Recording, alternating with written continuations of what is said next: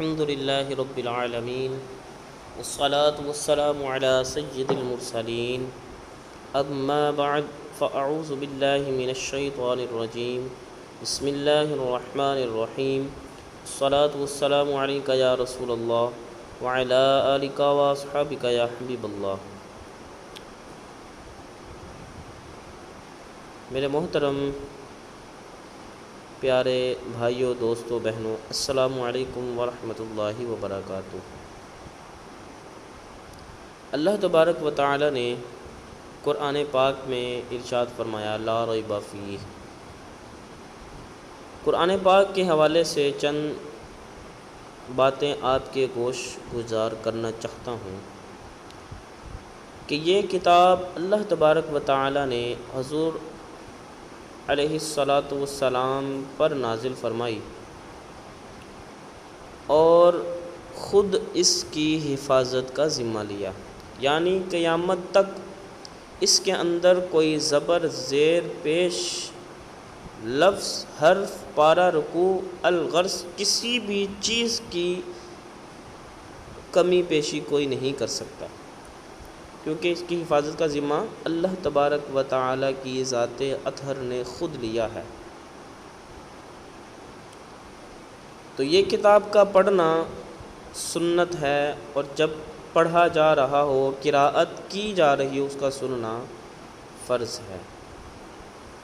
تو یہ کلام کو پڑھنے والے کو قاری کہتے ہیں، اور جو اس کلام پاک کو، اس مقدس کتاب کو حفظ کر لیتا ہے، یاد کر لیتا ہے، اس کو حافظ قرآن کہتے ہیں۔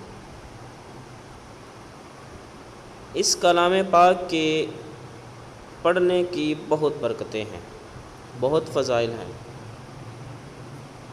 تڑپی مدینے کی بہنوں،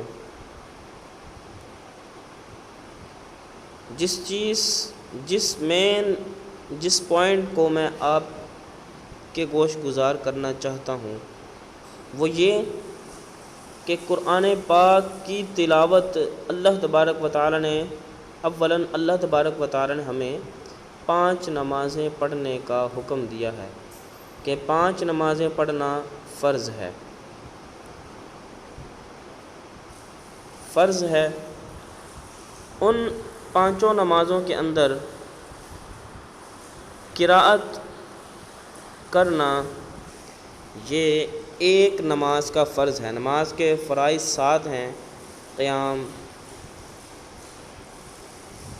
تکبیر تحریمہ، قیام، قراءت، رکوع، سجود، قعدہ، خیرہ، خروج بسمعہ۔ تو اس کے اندر قراءت، یعنی قراءت جتنی قراءت کرنا فرض ہے۔ تو قراءت کیا ہے؟ یہ کلام اللہ کی تلاوت کرنا۔ اب بات چلی قراءت کے حوالے سے کہ نماز میں قراءت کرنا۔ قراءت اب کس طرح کی جائے گی؟ آیا کہ آپ نے یہ پڑھا، سنا، دیکھا ہوگا کہ کسی بھی لغت کو پڑھنا ہو، کسی بھی زبان کو پڑھنا ہو تو سب سے پہلے اس کی لغت کو پڑھا جاتا ہے، اس کو پڑھنے کا طریقہ جو ہے اس کو سیکھا جاتا ہے، پھر اس زبان کو پڑھنا آتا ہے، اس زبان کو بولنا آ جاتا ہے۔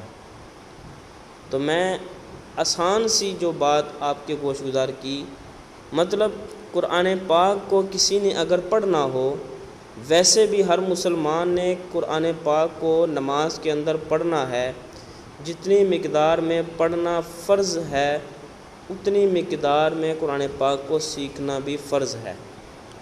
تو الغرض مختصراً معلوم ہوا قرآن پاک کو سیکھنا کیا ہوا؟ ضروری ہو گیا، یعنی جتنا کہ نماز میں سیکھنا ہے۔ تو میرے بھائیوں، بہنوں، دوستوں، قرآن پاک کو سیکھنے کی بات کر رہا تھا کہ قرآن پاک کو پہلے سیکھا جائے گا، اس کے اصول و ضوابط سیکھے جائیں گے، پھر قرآن کو پڑھا جائے گا۔ آپ نے دیکھا ہوگا کہ ہر مسلمان اپنے بچوں کو قرآن پاک سکھاتے ہیں، قرآن یہ کی جو زبان ہے، قرآن عربی میں ہے، عربی زبان کو سکھاتے ہیں۔ کوئی اپنے بچے کو مدرسے میں سکھاتا ہے، کوئی اپنے بچے کو گھر میں سکھاتا ہے، کوئی ٹیوشن میں داخل کر دیتا ہے، کوئی مدرسۃ المدینہ میں داخل کر دیتا ہے۔ الغرض ہر مسلمان اپنے بچے کو قرآن سیکھنے کے لیے کہیں نہ کہیں بھیجتا ہے یا گھر میں انتظام کر دیتا ہے۔ تو اس لیے بچے جو ہیں یہ قرآن کو سیکھتے ہیں۔ اب جنہوں نے قرآن نہیں سیکھا، جو مدارس میں نہیں گئے، جو مسجد میں نہیں جا کر سیکھا، تو اب ان کے لیے آسان جو طریقہ ہے، یہ میں چینل بنانے کا مقصد، یہ ویڈیو بنانے کا مقصد یہ کہ ہم جو ہیں قرآن کو پڑھنا سیکھ جائیں، قرآن کی جو لغت، قواعد و مخارج کے ساتھ پڑھنا وہ سیکھ جائیں۔ تو میں اس ویڈیو کو اولاً اس لیے بنایا، آپ کو اہمیت قرآن بتائی کہ قرآن کی جو اہمیت، قرآن کو پڑھنے کی جو ضرورت، یہ بہت اشد اور بہت زیادہ ضرورت ہے۔ تو اس لیے اولاً میں نے قرآن پاک کو پڑھنا، قرآن پاک کو سیکھنے کی اہمیت بیان کی۔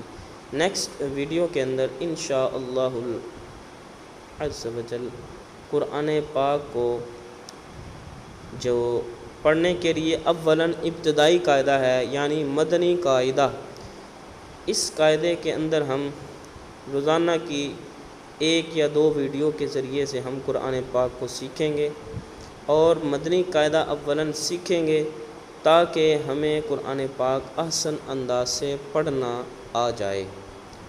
تو کوشش فرمائیں، ہر ویڈیو کو بڑی توجہ سے سنیں، دوسروں کو شیئر کریں، اور اللہ تبارک و تعالی ہم سب کا حامی و ناصر ہو۔ السلام علیکم ورحمۃ اللہ وبرکاتہ۔